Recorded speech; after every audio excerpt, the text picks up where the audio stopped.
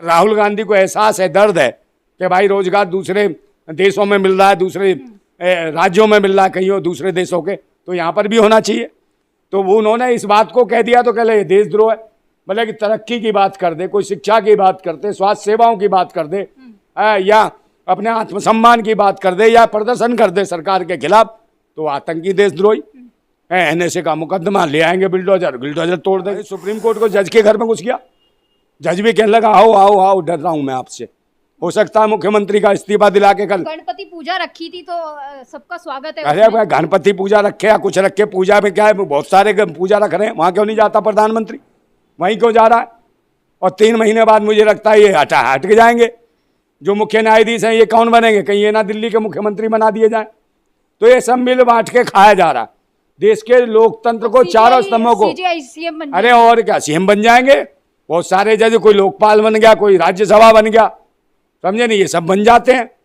वो तो कहीं ना कहीं लुटेरे शामिल हो गए चारों स्तंभों में और खोखला कर रहे हैं दीमक की तरह देश को। भाई राहुल गांधी अमेरिका दौरे पर गए और वहां पर उन्होंने तमाम बातें कही, और उसके बाद यहाँ पर जो सियासत छिड़ गई तो तमाम जो बीजेपी नेता हैं वो यहाँ पर आकर जो बोलने लगे उनके खिलाफ, देशद्रोह का मुकदमा चलाने लगे दिग्विजय सिंह। और उसके बाद अनुराग ठाकुर ने कहा कि जिस तरीके से कांग्रेस बयान दे रही है और राहुल गांधी विदेश में जाकर इस तरीके से डंका बजाते हैं और बात करते हैं चीन की, दूसरे देशों का जो डंका बजाते हैं, ये शायद इनको पैसा मिल रहा है। इस तरीके से अनुराग ठाकुर ने ये भी कहा साथ में कि सिखों के साथ जो नरसंहार किया इन्होंने, उनके साथ अत्याचार हुआ और उनकी जो पगड़ियाँ उछाली इन्होंने, सर के बाल काटे, तो इस सब पर जो है सियासत छिड़ गई है। तमाम सिख जो हैं उनके घर का घेराव कर रहे हैं, इस पर आप क्या कहना चाहेंगे? कहाँ पर सिख ने घेराव कर दिया? पहले नंबर तो वो तो अमेरिका दौरे पे गए, तो वहाँ दौरे पे गए राहुल गांधी, और इन्हें दौड़े पड़ने लगे भाजपा वालों को, ये इन्हें ऐसे उल्टियाँ सी कर रहे हैं, सर मार रहे हैं, पटक रहे हैं। तो इनकी स्थिति क्या है? राहुल गांधी कोई सत्ता में थोड़ी है, कोई प्रधानमंत्री थोड़ी है जो इतने बयान को लेकर हुल्ला मचाते हैं। कभी कहते हैं राहुल गांधी ये नहीं करने दे रहा, कभी कहते हैं वो नहीं करने दे रहा। भाई किसने रोका है? 10 साल हो गए तुम्हें, कोई काम किया आपने? रोजगार पे कोई काम किया हो, शिक्षा पे कोई काम किया हो, स्वास्थ्य सेवाओं पे कोई काम किया हो, महिला सुरक्षा पे कोई काम किया हो, या महंगाई पे कुछ काम किया हो? किसी पे कुछ काम नहीं किया। और बात आती है इनकी लास्ट में वही, कहीं सिख आ जाएगा, कहीं मुसलमान आ जाएगा, कहीं धर्म आ जाएगा, कहीं जाति आ जाएगा। तो इनका टारगेट कर रखा है इन्होंने, कहीं ना कहीं अल्पसंख्यकों को टारगेट पे ले लेते हैं। और अल्पसंख्यकों में देख रहे हो, कहीं जैन है, कहीं मुस्लिम है, कहीं ईसाई हैं, कहीं सिख हैं। तो कहीं ना कहीं यही वजह है कि इमरजेंसी फिल्म को इतना तूल दिया गया। वो जो महिला थी उससे पहले इमरजेंसी फिल्म पे फिर ये पास भी कर दी गई, और जैसे जैसे चुनाव आएगा नज़दीक, 4 राज्यों का जो चुनाव है, तुरंत ये रिलीज भी कर देंगे। तो उसे हवा देने का प्रयास करें। राहुल गांधी को ये बदनाम करने की कोशिश की जा रही है। अच्छा, चुनाव का डर सता रहा है उन्हें। राहुल गांधी ने तो कहा कि वियतनाम में जो हो रहा है, वियतनाम के युवा हैं, वहाँ रोजगार मिल रहा है। पूरी तरीके से हर युवा को रोजगार है वियतनाम में, मगर इनकी हवा खराब हो गई। इन्होंने कहा भाई राहुल गांधी ये क्यों बता रहा है कि वहाँ रोजगार है, चीन कहाँ बढ़ रहा है। और स्थितियाँ एक है, चाइना का ये विरोध करने वाले लोग, आज चाइना का सबसे ज़्यादा सामान हमारी जो मार्केटों में, जो भारत की मार्केट है, सबसे ज़्यादा चाइना का सामान आ रहा है। और सब कौन खा रहा है कमीशन? उन पर यही भाजपा सरकार है। और ये जो भाजपा सरकार जो कमीशन खा रही है, इसके लिए कोई बयानबाजी नहीं करेगा। रोजगार कहीं नहीं दिए गए। अभी देख लो स्थितियाँ अपनी, बताओ ना किस तरीके से हाल किया। और राहुल गांधी बैठक करते हैं, राहुल गांधी को ही मरवा देंगे। भाई ये क्या हाल करेंगे? क्या कहा इन्होंने? जैसे राजीव गांधी या इंदिरा गांधी का इनकी दादी का असर हुआ। सिख एमएलए है, उन्होंने बयान दिया है और उस पर बवाल हो चुका है। उन्होंने कहा है कि जैसे इंदिरा गांधी को इधर उधर कर दिया गया तो अब राहुल गांधी का नंबर है। हाँ, तो कौन है धमकी दे रहा है? कौन है? आतंकी है, देशद्रोही है? इसके खिलाफ क्यों नहीं कर रहे भाई? भाजपा सरकार क्यों नहीं कर रही? विपक्ष के नेता को डायरेक्ट धमकी दे रही है, और किस परिवार से दे रही है? आपको सोचने की जरूरत है। जो प्रधानमंत्री का दावेदार है आज की स्थिति में, उसको मारने की धमकी दे रहा खुलेआम। कौन है आतंकी, देशद्रोही? और वो सिख मत कहिए, है सिख नहीं है। सिख वो होते हैं जो सीखने के लिए हमेशा निरंतर तैयार रहते हैं। जो सिख वो थे जिन्होंने किसान आंदोलन के लिए 13.5 महीने तो एक आंदोलन किया ना। ये सिख तो नहीं है, ये तो दलाल है। ये दलाल है भाजपा का छोड़ा हुआ। ये खटमल है, चिल्लर, जो धर्म मजहब और पंथ के नाम पर देश में उग्रवाद मचवाता है। वो सिख थे जिन्होंने इसकी जमीनें हड़पना चाहते थे किसानों की। ये सरकार है, उनके खिलाफ आंदोलन किया। मैं उन सिखों को सलाम करता हूँ। मैं मानता हूँ कि उन्होंने योद्धा की तरह युद्ध करा, और किसानों के जो ज़मीनें थी जिनको ये गिरवी रखना चाहते थे, इनको लूट लेना चाहते थे, भारत की किसानों की जमीनों को उन्हें बर्बाद करना चाहते थे, उनसे कहीं बचाने का प्रयास किया।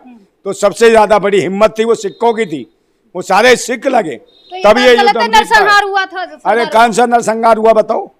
जो हुआ किस हाल में किया, किस माहौल में किया? ये कब की बातें करते हैं, कौन सी बातें करते हैं? गड़े मुर्दे उखाड़ते हैं। और यही वजह की फिल्म बनाई इमरजेंसी भी इन्होंने कि गड़े मुर्दे उखाड़ना। इनसे पूछो ना शिक्षा स्वास्थ्य रोजगार पे क्या किया, उस पर इनकी अम्मा मर जाती है। सिखों ने जो है अब जो है उनका घर घेर लिया है। किनका घर घेर लिया? राहुल गांधी का। कहीं राहुल गांधी का नहीं हो, दलाल होंगे जो होंगे भाजपा के सिखाए हुए। सारे सिख दलाल हो। अरे वो सारे सिख नहीं है भाई, सिख तो वो थे जो किसान आंदोलन में लड़ रहे थे, आज भी लागत मेहनत के दाम के लिए। कौन है जो पगड़ी बांध करके बांधी? अरे पगड़ी तो मैं ही बांध लूं, कृपान लेके मैं तो मैं हो जाऊंगा है? ये तो बहरूपिये हैं, ये राजनीतिक वो हैं, राजनीति के नाम पे कहिए जो कर रहे हैं खेल। और देश में कहीं ना कहीं सिख भड़क जाएंगे आपकी सिख ने, अरे सिख नहीं भड़केंगे। सिख थे वो किसान, वो योद्धा, सिख थे भगत सिंह। ये देखो भगत सिंह पीछे बैठ दिखाई नहीं दे रहे? भगत सिंह है, भगत सिंह ये थे जो देश के लिए लड़ते थे, ये करते थे कभी ऐसी बात है? और ये कौन है? दलाल हैं, छोड़े हुए हैं ये। और जब नहीं बोलते ये, जब वो बकवास करते हैं, ऐसी ऐसी उल्टी सीधे बयान करते हैं भाई लोकसभा में। कहे लोकसभा में नहीं कहा था मुल्ले कटुए बाहर निकल है, इनके सांसदों ने तब कहाँ मर गए थे। और ये जो बलात्कार हो रहे, और ये जो कल मिल के आया, किससे मिल के आया? प्रधानमंत्री। बताओ, खुद जो मुख्य न्यायाधीश है सुप्रीम कोर्ट का, तो ये क्या बताना चाहते हैं? न्यायपालिका और कार्यक्रम पालिका एक होके ये देश को मूर्ख बना रहे हैं, देश के अधिकार छीन रहे हैं। आप मुझे बताओ, दलितों का क्या वर्गीकरण कर दिया इसी ने, जज ने? आप मुझे बताओ क्या हो रहा उसमें? कोई बोलने वाला नहीं है इन चीजों पे, ना शिक्षा पे, ना स्वास्थ्य पे, ना रोजगार पे। आपको नहीं लगता कि जाकर राहुल गांधी ने जो इस तरीके से बोला है दूसरे देश में, हमारे देश को नीचा दिखाया, आपको नहीं लगता कि गलत हुआ? कहाँ देश को नीचा दिखा दिया बताओ ना? बताना गलत है क्या? कहीं तरक्की हो रही है तो उसकी सही बयान करना। इसने तो ये भी कहा है ना कि ये चाइना के पैसे पर पल रहे हैं। कौन चाइना के पैसे पल रहा है? चीन के पैसों पे पल रहे हैं राहुल गांधी। चीन के पैसों पे कौन? चीन की ज्यादा तारीफ कर रहे हैं वहां। आऊं मैं चाहूं, पहले सुन लो, ये वो लोग हैं किस किस को खाऊं। ये वो हैं, झूला कौन झूलता चाइना के पास? वो कौन था इंग चू जिसके साथ झूला झूल रहा था मोदी? वो नहीं दिखाई दिया कितने घंटे झूला झूला, और किसके साथ आरती उतार रहा था? होंग छोंग चू। सबके तो नाम एक जैसे शक्लें पहचानना मुश्किल बना रहे हैं आप उनका। मजाक क्या है? वो कौन थे? इनके यार थे खास, जिन्हें झूला झूला रहे थे, समझे नहीं? तो ये हालत है इनकी। वहां कोई नहीं बोलेगा चाइना का माल आ रहा, गिरिराज गिरिराज। गिरिराज काय का गिरिराज है भाई? आतंकवाद फैलाने के लिए हो तुम? देशद्रोह का मुकदमा दायर करेंगे। किस पे देशद्रोह का? राहुल गांधी पर। क्यों इन पे देशद्रोह का मुकदमा कौन करेगा भाई? ये देशद्रोही नहीं है जो धर्म और मजहब के नाम पे लड़ा रहे हैं। आप मुझे बताओ, कोई बोलने को तैयार है कहीं पर भी? इन्हें मंदिर मस्जिद इन्हीं में लगाए रखेंगे, सिख मुसलमान जात पात इसी में लगे।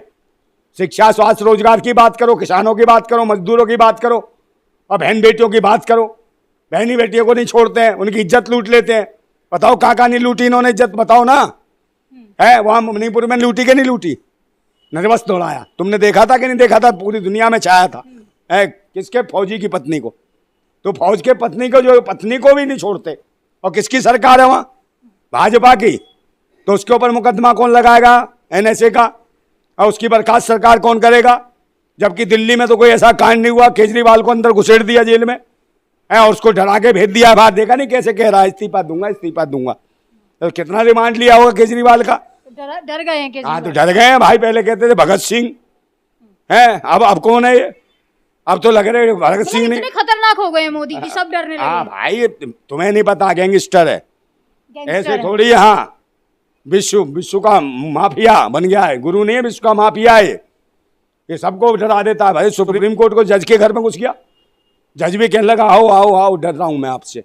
हो सकता है मुख्यमंत्री का इस्तीफा दिला के कल। गणपति पूजा रखी थी तो सबका स्वागत है। अरे भाई, गणपति पूजा रखे या कुछ रखे, पूजा में क्या है? बहुत सारे पूजा रख रहे हैं, वहां क्यों नहीं जाता प्रधानमंत्री? वहीं क्यों जा रहा है? और 3 महीने बाद मुझे लगता है ये हट के जाएंगे। जो मुख्य न्यायाधीश हैं ये कौन बनेंगे? कहीं ये ना दिल्ली के मुख्यमंत्री बना दिए जाए। तो ये सब मिल बांट के खाया जा रहा। देश के लोकतंत्र को, चारों स्तंभों को। अरे और क्या, सीएम बन जाएंगे बहुत सारे जज। कोई लोकपाल बन गया, कोई राज्यसभा बन गया, समझे नहीं? ये सब बन जाते हैं। वो तो कहीं ना कहीं लुटेरे शामिल हो गए चारों स्तंभों में, और खोखला कर रहे हैं दीमक की तरह देश को। और इसके लिए लड़ना चाहिए। अगर राहुल गांधी को एहसास है, दर्द है कि भाई रोजगार दूसरे देशों में मिल रहा है, दूसरे राज्यों में मिल रहा है, कहीं और दूसरे देशों के, तो यहाँ पर भी होना चाहिए। तो वो उन्होंने इस बात को कह दिया तो कह ये देशद्रोह है। मतलब कि तरक्की की बात कर दे, कोई शिक्षा की बात करते, स्वास्थ्य सेवाओं की बात कर दे, या अपने आत्मसम्मान की बात कर दे, या प्रदर्शन कर दे सरकार के खिलाफ, तो आतंकी देशद्रोही। NSA का मुकदमा ले आएंगे, बिल्डोजर तोड़ देंगे। पहले कहते 2022 में सबको मकान चाहिए, ये मकान बना नहीं पाए, तोड़ने के लिए बाबा को छोड़ दिया है।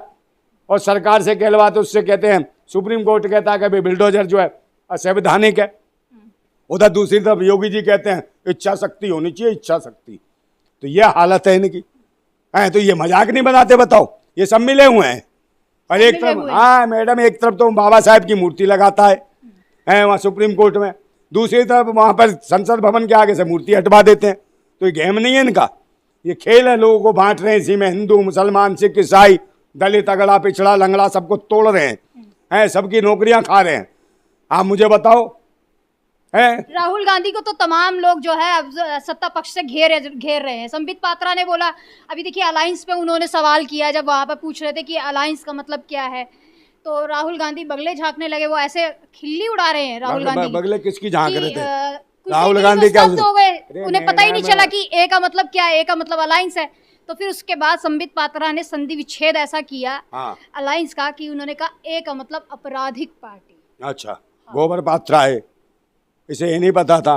मोदी जी डॉक्टर हैं वो। गोबर पात्रा भाई, मोदी को कह रहा अपने मेरे पापा हैं।